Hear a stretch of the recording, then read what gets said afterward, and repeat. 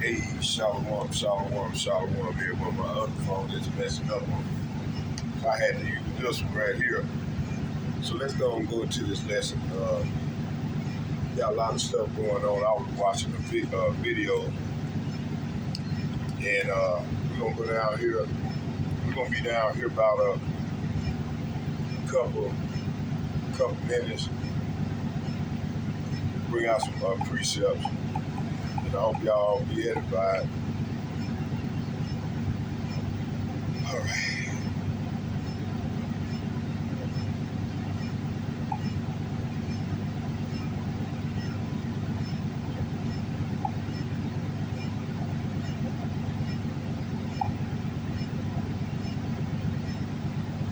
And we're gonna probably watch some of these videos. I got Elder Malcolm on.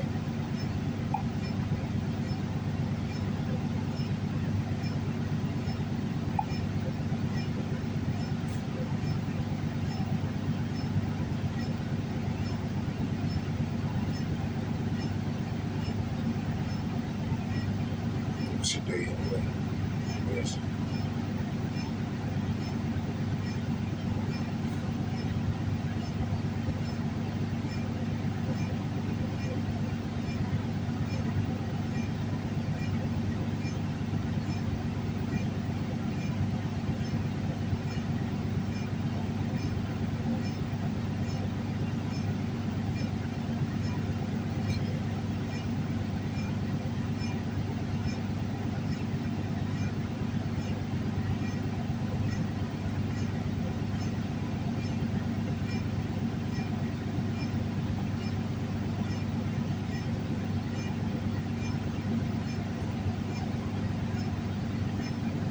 So, the title of this lesson right here is titled The Hidden Dynamics of Middle Eastern Conflict and Global Accountability. Okay, the current conflict in the Middle East cannot be understood superficially. It is rooted in decades of systemic manipulation by both regional and foreign powers. Okay, America, Israel, and Iran have all been active participants in shaping outcome. Okay, narrative of resistance and victimhood often obscure the underlying legal and historical reality. Okay, as my man Bolton was referencing, you know.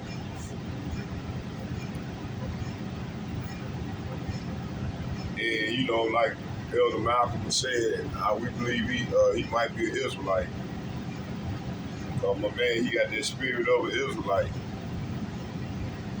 You know, one of the northern, one of the Specklebird, under the Specklebird doctrine. So let's continue on the lesson.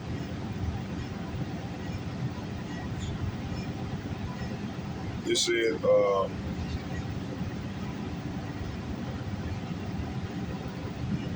the narrative of resistance and victimhood often obscure the underlying legal and historical reality.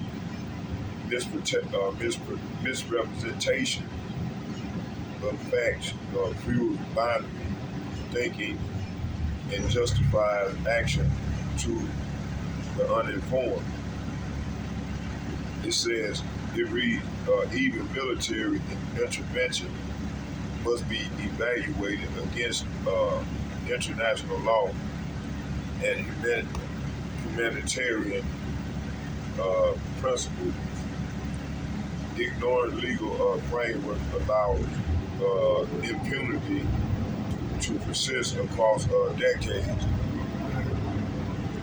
So that's what happened over there, you know.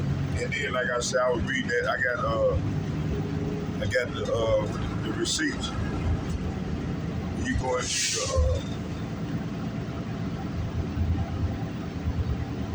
into the MS200. It talks about this here. you know, that Kissinger report.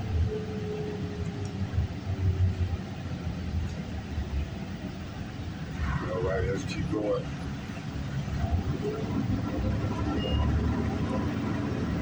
So, so America intervened.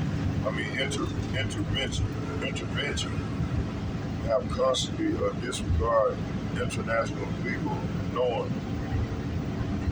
The 2003 invasion of Iraq created a vacuum deliberately exploited by Iran. Okay, sectarian militias built this board targeting ordinary Muslim, ordinary Muslim population. The entire neighborhood were ethically cleansed under the guise of security operation.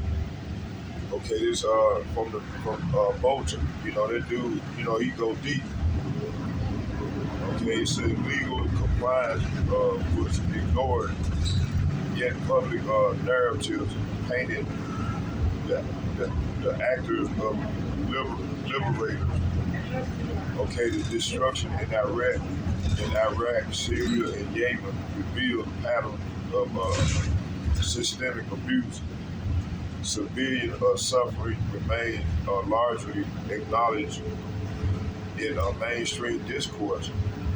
See, he made a spiritual comment that all of them gonna be dealt with, you know, by the Creator. You know, in so many words, he said it, they all gonna be dealt with, and he was right. All these nations gonna be dealt with.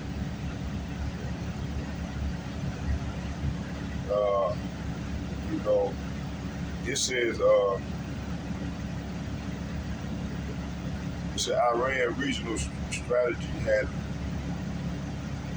Matter of fact, let me go back up here. I said legal compliance was ignored. I got to start over. I'm gonna start over because I lost where I was reading that. They say America and intervention have consistently disregarded international legal norms. The 2003 invasion of Iraq created a vacuum deliberately exploited by Iran. Sectarian militias filled this board targeting ordinary Muslim population. Entire neighborhoods were ethically cleansed under the guise of security operation. The legal compliance was ignored, yet public narratives painted the actors as liberators. The destruction in Iraq, Syria, and Yemen revealed patterns of systemic abuse. Civilian suffering remained largely acknowledged in mainstream discourse. Iran regional strategy has often been misrepresented as pure resistance while claiming Islamic solidarity. Iran has orchestrated violence against Muslims. Death squads targeted Iraqi Muslims, displaced families, and destroyed communities. Okay, it says sectarian policy destabilizes the region and created fertile ground for extremism.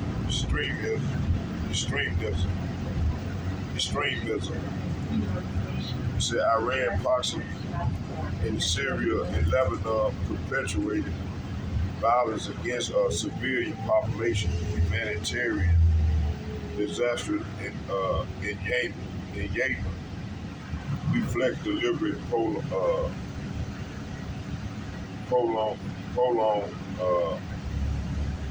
prolongation of conflicts with strategic gain. Selective outrage obscures accountability and sustained ideological blind spots. both the United States and Israel relied on Iran to justify militarism, the so-called extremism is the essential threat of Iran sustained Israeli hardliner political power. All right. It said simultaneously Iran hardliners exploit Zionist threat to mainstream internal control. Both parties benefit from mutual antagonism, while ordinary Muslims bear the cost. Understanding this symbiosis is critical to predicting regional outcome. Conflicts is perpetuated not for defense, but for political and economic objectives. This cycle has persisted over 50 years, creating deep regional entrenchment.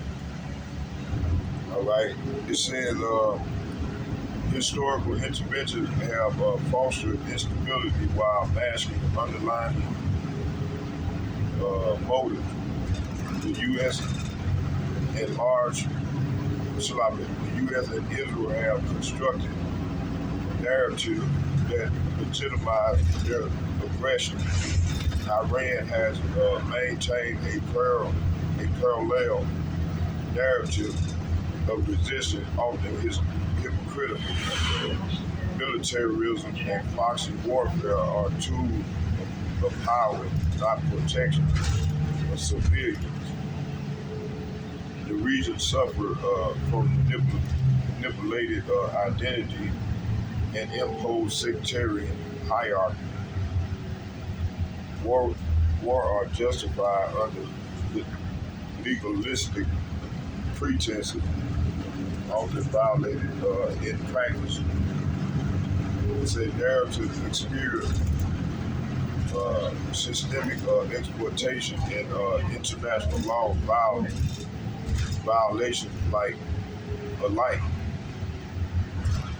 Okay, Iran early poses revolution strategy include covert collaboration with Israel despite public hostility, armed deal, intelligence sharing occurred quietly. Louder rhetoric often signal deeper cooperation behind the scenes. This duality illustrates how public posturing and private agendas diverge. Okay, it also explains perpetuation of conflict under false pretense. Understanding these hidden dynamics clarifies the complexity of regional geopolitics. Diplomacy continues even amid airstrikes, showing conflict is never purely binding. America's long-term influence has directly shaped both Israeli and Iranian behavior.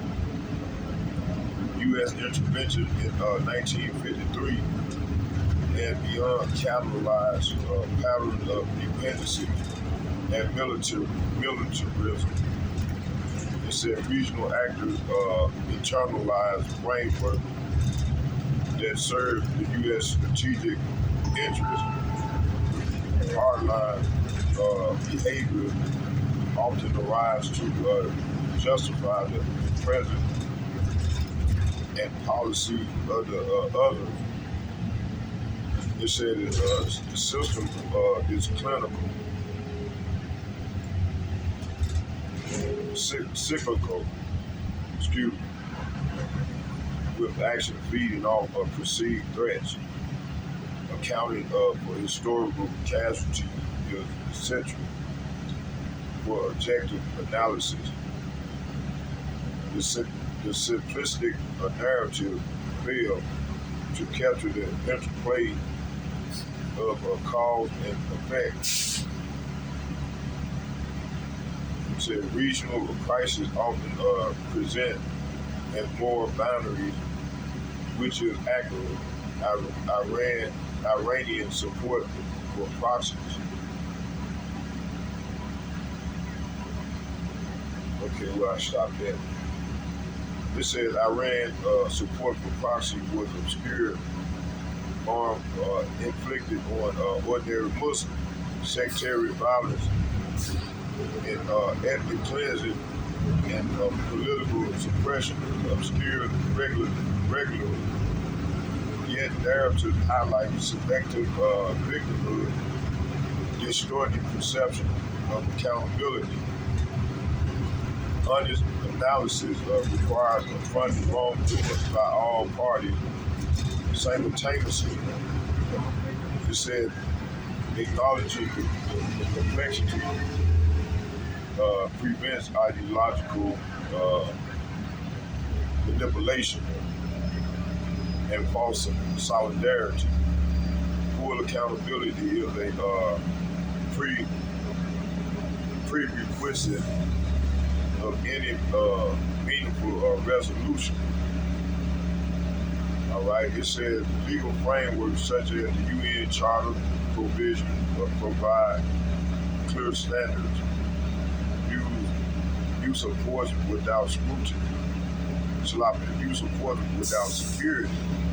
Council approval for legitimate self-defense is illegal.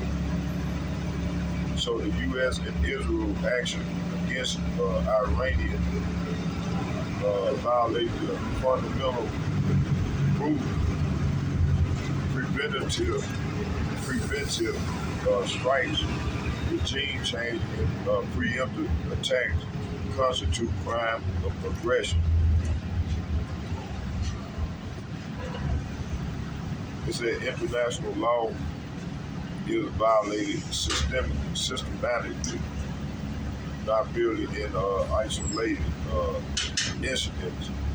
Collective punishment of civilians as a sanction or occupation is prohibited.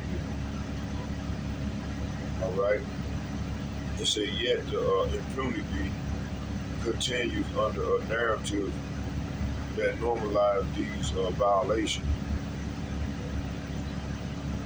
So Iran's regional engagement has often aggravated instability under the guise of defense, supporting militias in Iraq, Syria, and Yemen, inflict immense civilian suffering.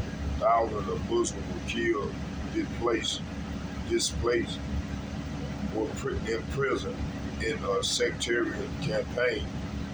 Infrastructure destruction and economic strangulation exacerbated humanitarian crisis.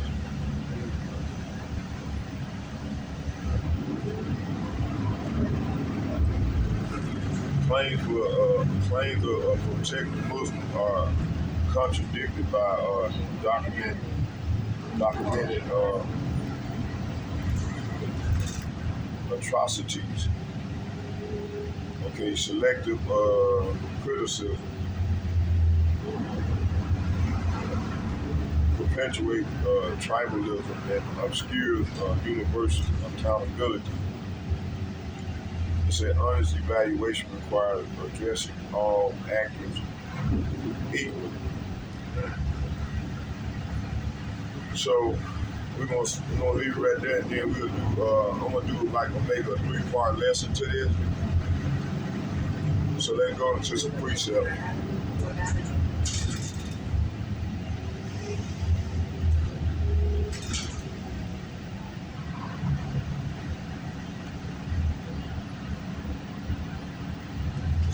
So regional accountability and truth in conflict. Part one, it said that the Middle East has been subject for decades of manipulation. Foreign powers shape outcomes to benefit strategic interests and not the people. Narratives of resistance often obscure atrocities committed against civilians. Binary thinking oversimplifies the complexity of regional conflicts. It says honest accounting requires naming wrongdoing wherever it occurred. So let's go to Isaiah chapter 22, verses 3. And it reads, it says, thus saith YAHAWAH, YAHAWAH, execute true judgment and show mercy and compassion, every man to his brother. So sectarian manipulation violates a divine principle. See, this is definitely the divine principle of justice. It says civilians cannot be innocent victims of political games. Empty cleansing is never justified under the guise of strategy. False narrative of misled believers and non-believers alike.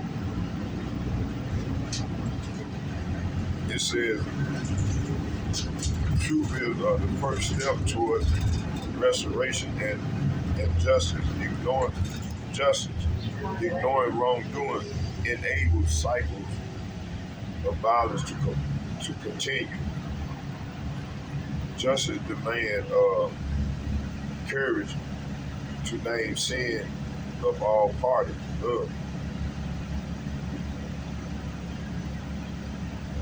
Let's get Habakkuk chapter 1, verses 4. It said, the law is slack and judgment do it not go forth. So unchecked power corrupts both rulers and their proxies. Divine law calls for active intervention against oppression. Accountability is not optional. It is mandated for righteousness.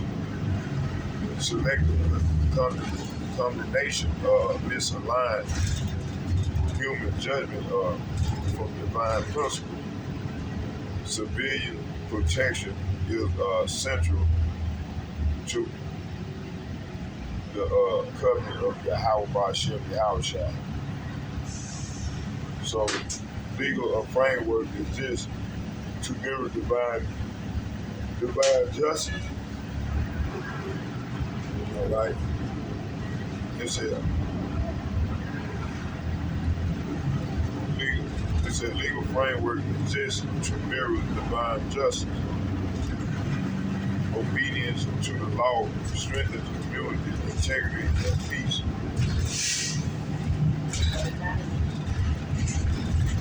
Psalm chapter 82, verses 3.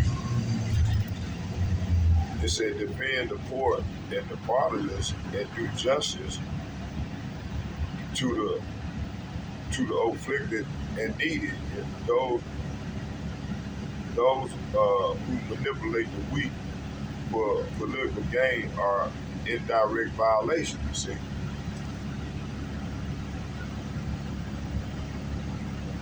So U.S. intervention in Iraq created deliberate vacuum of power. These voids were exploited by Iranian-backed militias. Sectarian violence targeted ordinary Muslims, not insurgents. Narratives of liberation concealed organized ethnic cleansing.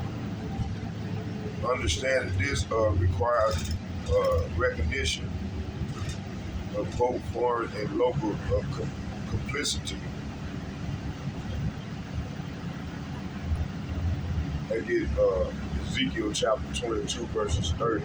It said, I saw where a man among them that should make up the hedge and stand in the gap before me for the land. So failure to stand in the gap allowed mass suffering. Civilians became collateral in strategic context. It said between powers, ethnic cleansing violates divine principles of stewardship and mercy. Proxy violence reflects both local and foreign complicity. Intervention without justice deepens wound and fuels the extremism. The law of YAHAWAH condemns deliberate harm. It said courage and truth are required to stand in the gap. Deuteronomy chapter 24, verse 17, it said, Thou shalt not pervert the judgment of the stranger, nor the fatherless, nor take a widow's raiment to pledge. So the exploitation of vulnerability, the exploitation of vulnerability. Y'all hold on here.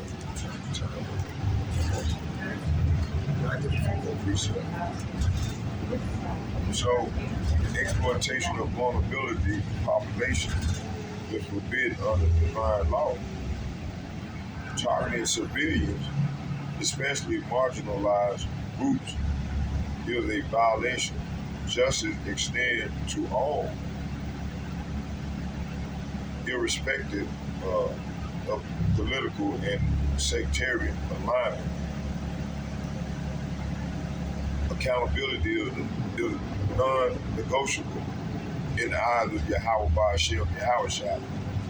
Misuse of power and military might invite divine judgment. And this is what we're seeing right now. Those who enforce or condone oppression are warned of consequences. So there's going to be consequences. All these nations got to pay. It said righteousness requires both prevention and recompense for injustice.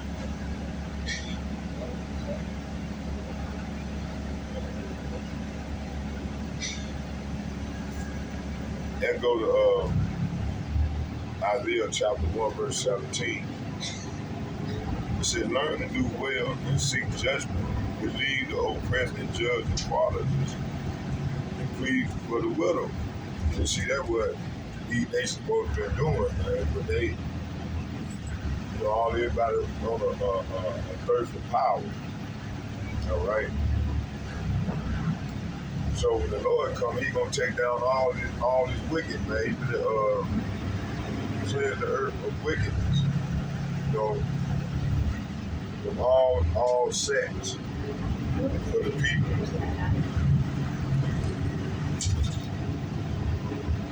So the Lord be ready to be the righteous.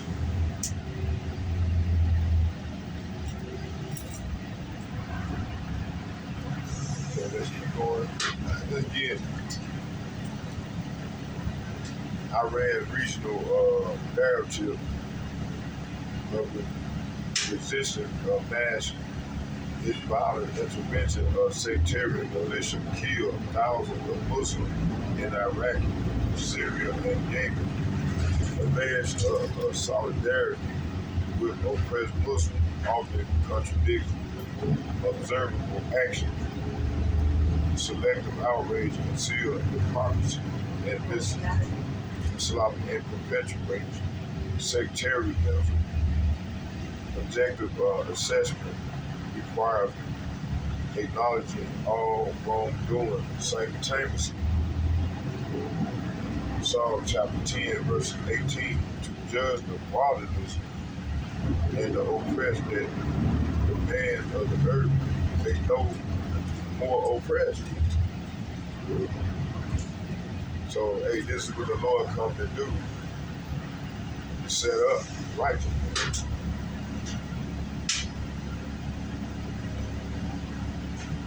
But he gonna oppress them that oppress his people. But he gonna well, they're gonna be a divine judgment. All right.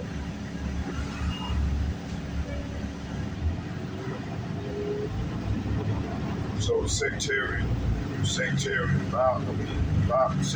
violence undermines religious and moral legitimacy, false narrative, maintain political loyalty while harming civilians.